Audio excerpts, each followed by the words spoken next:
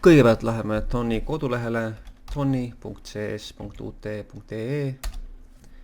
Sealt valime ülevalt paremalt Linuxi.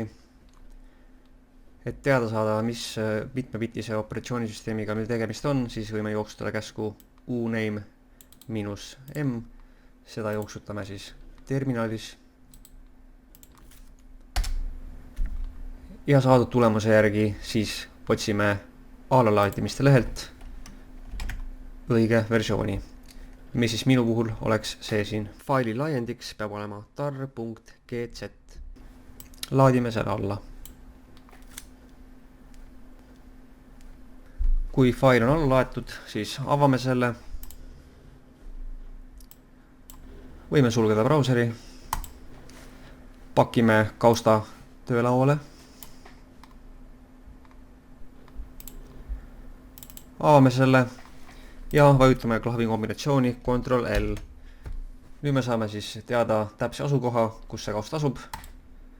Kopeerime selle, läheme uuesti terminali, kirjutame sisse käsu cd ja paneme selle kausta aadressi. Nüüd oleme seal kaustas ja jooksutame käsku ..install. Nüüd Tonni installeeritakse ja kaust, kuhu see installeeritakse, on ka siin näha. Ja minu puhul on see siis Home, Mihkel, Apps, Tonni. Ja töölauale ilmus ka Tonni ikoon. Sellele topelt klikki tehes Tonni avaneb. Ja esimese programmi jooksutamiseks kirjutame siis siia sisse näiteks print hello world. Vajutame jooksutamisnuppu.